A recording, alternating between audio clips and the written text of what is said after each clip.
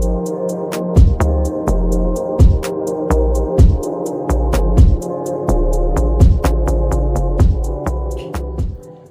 Sobat Bangsa, balik lagi ke Teras Bangsa. Bersama Basi tentang kesehatan. Oke, halo Sobat Bangsa. Di sini ada aku Milna dan teman aku Rio. Nah, di sini kita mau membahas sesuatu yang lagi booming banget nih di era Gen Z sekarang, yaitu tentang mental issue, ya nggak dok? Bener banget. Oke, nah sekarang kita tuh nggak cuma berdua aja nih, kita kedatangan teman-teman kita, yaitu dokter dari Puskesmas Banguntapan 1. Mungkin boleh kenalan dulu dok? Oke, ladies first ya berarti ya. Atau Yes. gimana nih? Boleh. Oke, halo teman-teman Sobat Bangsa. Kenalin aku Dr. Zahra. Mungkin beberapa waktu yang lalu dan juga sempat ngobrol bincang-bincang sama Sobat Bangsa. Kali ini saat aku tapi ditemenin sama Dokter Yuda dari Puskesmas Banguntapan 1. Kemarin yang belum nonton di YouTube soal lelaki tidak cerita bisa nonton juga. Oke. Jadi di sini ada dokter Zahra dan dokter Yuda ya dok. Gimana nih dok kabarnya nih dok? Sehat semua ya? Alhamdulillah. Luar biasa. Oke. Walaupun gimana tetap berjuang. Jadi mental isunya tetap terhandle. Walaupun itu juga Gen Z ya. Udah disinggung ya ini tentang mental issue ya. Jadi sebenarnya boleh kasih tahu dulu nggak sih dok? Jadi sebenarnya mental issue itu apa sih? Gimana nih Pak Yuda nih? Mau siapa dulu nih? Oke, mungkin Yuda, dari boleh. saya ya. Oke, jadi Sobat Bangsa semuanya mungkin nggak asing dengan yang namanya mental issue. Jadi di mana-mana kita buka Instagram scrolling dikit-dikit bahas mental issue. Jadi sebenarnya mental issue itu apa? Apakah dia itu sesuatu yang berbahaya perlu kita perhatikan atau kita cermati atau enggak sih? Jadi mental issue itu sebenarnya namanya aja ada mental. Mental itu adalah pikiran dari manusia. Jadi semua manusia itu ada namanya mental yang terganggu atau mungkin mental yang perlu untuk diperbaiki, dan mental tergantung dengan apa yang orang itu pikirkan. Nah, dan isu itu adalah bisa dibilang semacam topik. Jadi orang itu pasti semuanya punya yang namanya mental issue. Nah, jadi tergantung sama orang itu mental issue tadi bisa berubah menjadi suatu mental illness atau tidak, tergantung orangnya. Jadi yang patut kita waspadai nanti adalah mental illness-nya. Oke. Ya, lanjut. Oke, jadi dokter Yuda, dokter Zahra nih. Oke. Sekarang ini mental issue apa sih yang banyak terjadi di kalangan Gen Z nih? Oke, jadi karena tadi sama Dokter Yuda udah dijelaskan sedikit ya apa sih mental issue ini. Mungkin aku nambahin dikit, gamanya adalah persoalan psikis kita, persoalan mental kita gitu ya. Nah, buat Gen Z sekarang apalagi yang sudah mulai menguasai dunia ya, tentu saja usia kita kan sudah baru istilahnya uang jogi pentas gitu ya. Makin banyak persoalan yang dipikirkan. Biasanya semakin banyak persoalan, apalagi kita menjadi WNI. Oke, saya menjadi WNI ya dengan begitu banyak persoalan yang terjadi di negeri ini, terus melihat fenomena sosial yang banyak banget, misalnya sekarang lagi ada bencana dan lain sebagainya, tentu saja itu sering banget menimbulkan gejala kecemasan. Satu. Terus yang kedua, kalau misalnya beban ini terlalu banyak, lama-lama nanti dia bisa merasakan depresi, dan itu banyak banget. Ternyata memang yang seumuran Gen Z itu atau beberapa remaja usia SMP, SMA itu sudah mulai menunjukkan gejala-gejala depresi. Jadi memang yang paling sering kalau misalnya usia-usia Gen Z dan misalnya remaja-remaja itu memang kebanyakan tuh gangguan kecemasan dan juga depresi. gitu ya. Cuman ada beberapa juga kayak misal kalau teman-teman ya, sobat-sobat bangsa atau mungkin kakak-kakak host, dokter-dokter host ini tahu kalau misalnya selebgram mungkin ada beberapa yang vokal ya terkait mental issues-nya dia, terkait itu biasanya bipolar ya, pasti pada tahu ya. Bipolar, mood swing gitu ya, mood swing kayak gitu. Jadi dia mood swingnya tapi gak begitu cepat ya dok ya, jadi dia memang periode sedih dan senangnya tuh ada lama tapi bergantian. Sama ya, bukan yang kayak aku pagi senang malam sedih, itu bukan bipolar ya? Bukan banget, itu bukan bipolar ya. Dan Bukan juga yang kita lagi sedih makan sebelah happy. oh no, bukan bipolar, beda ya. Terus habis itu juga misal nih komen-komen di TikTok cerita tentang mantannya dan lain sebagainya. Itu mah NPD. Nah, itu juga kan sering banget kita dengar Salah satu kan. mental illness. Betul, itu salah satu mental illness yang diawali dengan mental issue juga. Itu suatu gangguan kepribadian. Jadi memang kalau NPD ini mungkin nanti Dokter Yuda nambahin dikit-dikit, nambahin yang lebih dalam sih, bukan dikit sih, saya yang dikit di sini. Terus kalau misalnya NPD itu nanti dia biasanya timbul karena berbagai macam trauma misalnya, atau mungkin perilaku saat kecil dan lain sebagainya. Terus juga ada lagi nih biasanya kalau udah Gen Z-nya level advance gitu ya, udah ngerti di skizo, dia halu ya, pasti pada tahu dong. Skizo itu juga salah satu bentuk mental illness yang lumayan sering nih yang kita lihat di Itu sekitar levelnya kita. udah parah ya, Dok? Iya, Kalau yang itu udah levelnya halu udah gitu. parah. Mungkin Dokter Yuda mau nambahin? Ada yang Oke, mau nambahin? jadi mau nambahin. Tadi yang terakhir bahas skizo ya. Jadi skizo itu Yang halu-halu nih. halu-halu nih buat temen yang belum tahu. Jadi untuk dikatakan kita mempunyai gangguan jiwa tuh nggak harus kita telanjang pinggir jalan atau Oke. pakai baju compang-camping sebenarnya, Dok. Oh, nggak harus ya? Nggak harus. Jadi Oke. mungkin kalau kita nggak sadar, kita merasakan kita kok ngerasa dibututin sama orang tapi nggak ada siapa-siapa, atau sesimpel kita dengar bisikan-bisikan, ini dong kamu pergi keluar malam-malam sendirian, Yang tapi nyuruh padahal nggak ada yang gitu nyuruh, ya? kita sendirian aja gitu. Ya, untuk menurut saya pribadi lebih amannya kita konsultasi ke dokter jiwa, jangan kita ke dikit-dikit nyari orang pinter. Oke. Browsing di Nah, Google gitu kan browsing, biasanya ChatGPT, jadi tambah overthinking nih, Dok. Tuh nggak Betul. boleh ya? Jangan.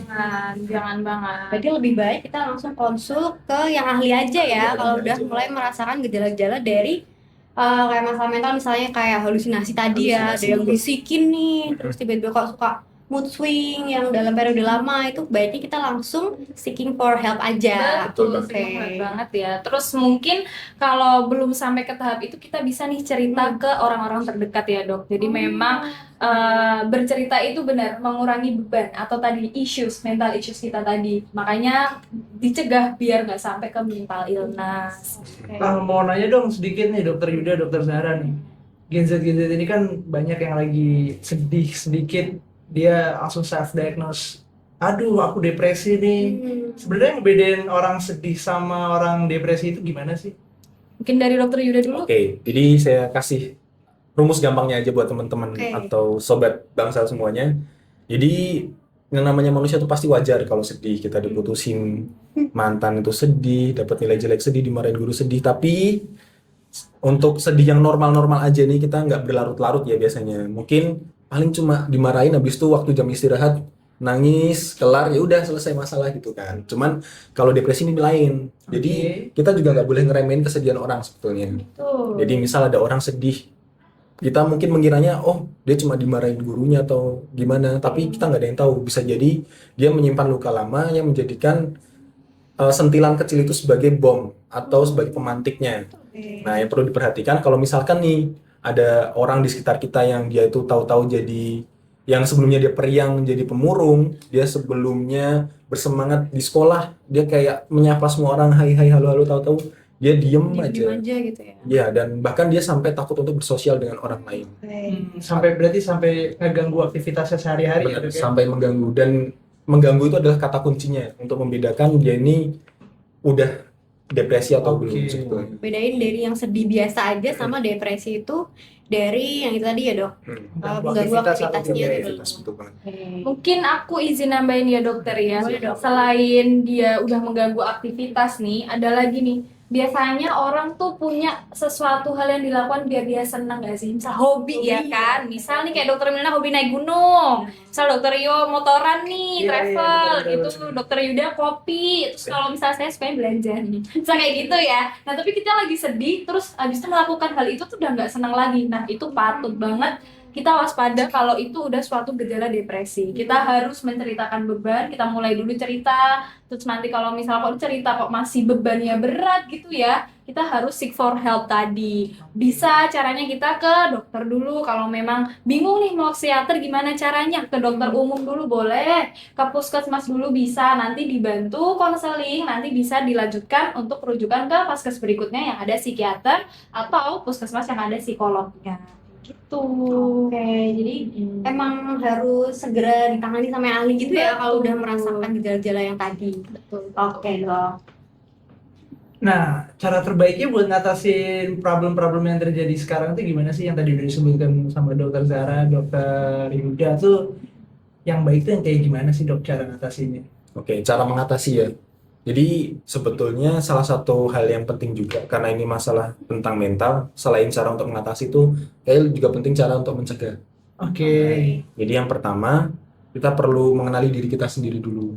Jadi kita tahu di mana titik-titik terendah kita atau hal-hal yang bisa membuat kita ini mungkin mudah untuk tersentuh. Misalkan tersentuh dalam artian mudah tersinggung atau mungkin ada hal-hal lain yang membuat kita tuh gampang sedih, yang lain-lain itu kita harus mengenali diri kita. Soalnya kadang ada orang nih yang dia tuh biasa aja, misal dikatain sama temennya kayak, ih kamu gendut, tapi dia biasa aja, emang dia tidak kenapa-napa, tidak masalah dengan itu. Tapi ada juga orang lain yang disinggung sedikit, dia ini gampang banget loh sedihnya, bisa sedalam itu juga sedihnya. Jadi kita perlu mengenali diri kita sendiri. Dan berikutnya juga kita perlu memperbanyak hal positif di sekitar kita. Misalkan kita awalnya ini orangnya suka menyendiri karena mungkin nggak nyaman dengan lingkungan kita, nggak nyaman dengan teman-teman kerja dan lain-lain. Kita harus mulai membiasakan diri juga. Jangan kita terus-menerus menuruti apa mau sedihnya tubuh gitu loh. Kayak misalkan tubuh kita menyuruh kayak, udah dong kamu menyendiri aja, kayak lebih nyaman kamu di sini kayak gitu. Tapi mungkin juga yang kita lakukan itu justru membuat kita lebih terpuruk. Jadi misalkan kita lagi ada masalah, emang kita tuh nyamannya buat ngobrol sama orang lain, udah kita ngobrol aja. Jangan ditahan-tahan, kayak jangan seolah-olah kita tuh yang paling menanggung beban tuh enggak. Jadi ada baiknya juga kita tuh sharing ke orang lain. Karena ada Karena juga manusia ya, butuh Betul. orang lain gitu ya. Betul, namanya makhluk sosial ya Benar, dok jadi ya. kita butuh orang lain yang mendampingi kita. Nah, mungkin aku juga mau tanya nih dok, kalau misalnya ini kita ada beban pikiran, beban mental, itu sebenarnya bisa ngaruh nggak sih ke fisik kita? Jadi kok aku nih ngerasa sakit, tapi sebenarnya tuh aku nggak kenapa-napa, dari cek ternyata nggak apa-apa, tapi malah baik pikiran aja. Itu ada penjelasannya nggak sih dok? Oke, mungkin dari dokter Zan. Oke, menarik banget sih pertanyaan dokter Milna nih. Jadi memang banyak kasus ya dok, selama aku belajar dari dokter umum dan mungkin beberapa kali menghadapi pasien tuh banyak banget kayak misal dia mengeluh kok nggak sembuh-sembuh ya dok. Tapi setelah dicek, terus udah maksudnya apa namanya, periksa sana, periksa sini, itu nggak Ganti-ganti kenapa-napa, dokter gitu kan? nggak ganti-ganti Pasiennya dokter, normal-normal aja. pasiennya normal-normal aja. Itu ada istilahnya teman-teman, namanya dokter shopping dan juga psikosomatis. Jadi ketika dia mencari banyak dokter tapi semuanya sama, tapi dia tetap tidak percaya, jadi dokter shopping aja namanya. Terus habis itu biasanya itu penyebabnya adalah psikosomatis. Psikosomatis adalah suatu gejala yang timbul karena sugesti. Jadi keyakinan sugesti. pikiran kita aja gitu. Sebenarnya nggak kenapa-napa, tapi kayak aduh kok sakit perut ya aku, aduh kok gimana ya aku kayak gitu. Terus juga misalnya timbul juga kayak kalau misalnya kita lagi stres nih sama ujian, terus habis itu kayak lagi kayak kok deg-degan banget, keringat dingin, perutnya mules, pusing, muntah atau mual kayak gitu, itu bisa banget sih. Jadi memang pikiran tuh strong banget, ngaruh banget ke tubuh kita, physically, betul. mentally itu ternyata berpengaruh banget nih sobat bangsa. Betul. Oke. Ya, Oke. Nah, mungkin lanjut ya dok, kira-kira ada nggak sih pesan buat orang-orang di luar sana nih yang mungkin sebenarnya udah ngerasa kok aku nih gampang sedih, gampang seneng kayak gitu, mungkin yang sekiranya tuh udah butuh bantuan, pesannya buat mereka gimana dok? Mungkin dokter Yuda dulu deh. Oke, kalau dari saya pribadi, pesan untuk teman-teman semua jangan mudah untuk melakukan self diagnose ya. Jadi banyak nih misal di TikTok dikit-dikit avoidant. Bener, lihat quote di TikTok langsung, oh aku ini banget nih, Ini ini aku gua. banget gitu. Bahkan nggak cuma buat kita, misal yang udah Iya, punya iya. pacar nih kayak, kamu ini deh kayaknya kayak Ternyata kita nggak cocok enggak nih. juga sih kayak Cuman ikutin standar TikTok aja nggak boleh jangan ya. sampai kalian putus karena standar TikTok teman-teman. Jadi jangan mudah self diagnose dan semua diagnosa itu munculnya tuh dari yang berpengalaman atau yang ahlinya. Biasanya dari dokter spesialis jiwa seperti itu. Mending langsung ke profesionalnya Langsung ke ya. profesionalnya. Jangan ikutin TikTok. Itu jadi memang ini ya, nambahin dokter, jadi kita perlu sebuah penilaian objektif ya sobat bangsa. Kita nggak bisa menilai diri kita sendiri karena pasti ada namanya bias atau bias ya. Terus juga mungkin aku nambahin, tetap jaga pola hidup dengan sehat. Salah satu utamanya biar nggak stres tuh olahraga. Ketemulah matahari, sapalah matahari, supaya kita berkeringat, supaya dopamin di otak kita itu meningkat, kita akan bahagia. Apapun olahraganya banyak, pokoknya jalan-jalan aja kalau misal terasa harinya kok berat banget, keluar aja jalan, hirup udara yang segar.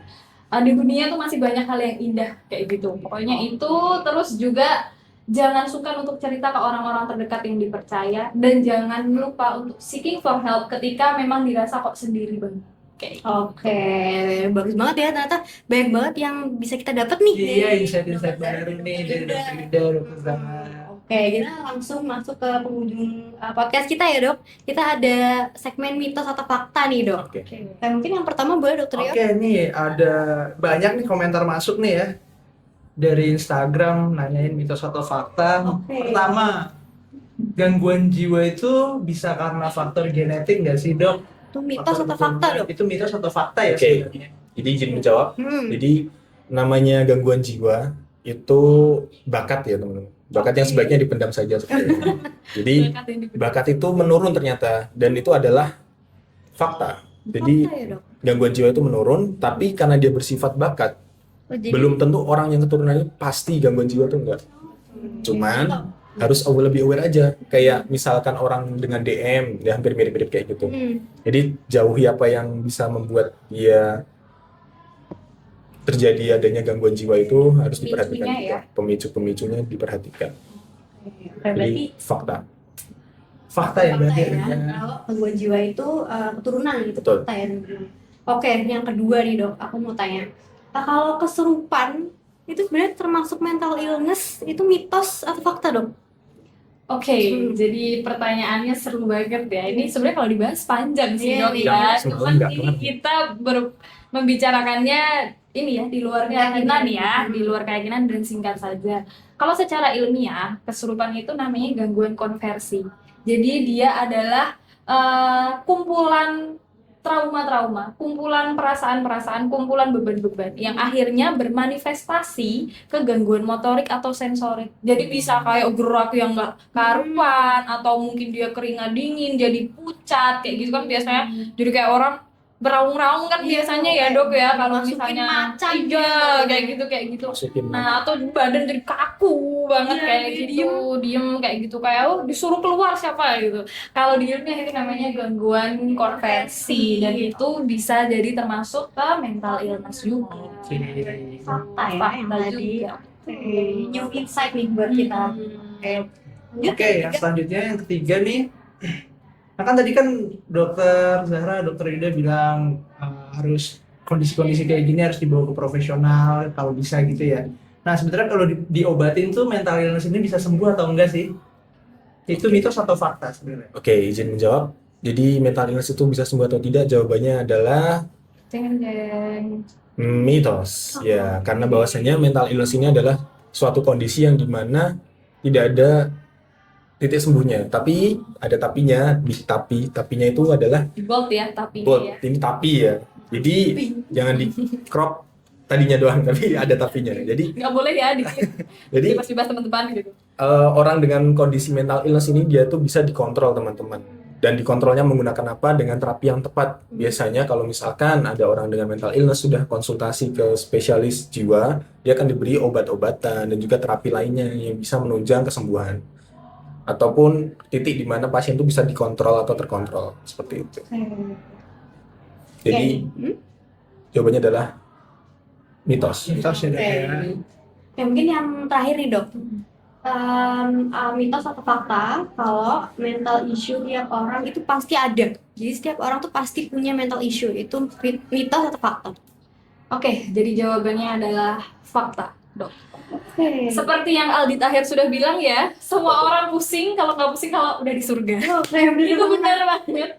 Karena dunia ini cuma numpang minum aja, pasti untuk minum tuh nanti struggle-nya banyak ya dok. Semua orang pasti berlatar belakang yang berbeda, tumbuh di lingkungan yang berbeda, background yang berbeda. Pasti itu nanti akan menimbulkan issues atau permasalahan-permasalahan, persoalan mental atau psikis yang terjadi pada individu tersebut. Jadi jawabannya setiap orang pasti punya, tapi tergantung cara orang itu untuk overcome atau istilahnya menanggulangi tadi, mengontrol rasa sedihnya, rasa stresnya, bebannya itu tadi. Itu. Jadi be nice to everyone ya, sobat bangsa, karena ternyata semua punya mental illness. Oke. Atau mental issues. Oke, jadi karena semua orang tuh punya mental illness, jadi screening kejiwaan tuh sebenarnya perlu banget ya buat semua orang, baik yang merasakan gangguan atau maupun yang normal ya dok. Coba dokter Yuda dulu mungkin. Oke, jadi namanya screening kejiwaan itu bukan sesuatu yang dispesifikkan khusus untuk orang yang merasa mereka tuh nggak baik-baik aja sebenarnya.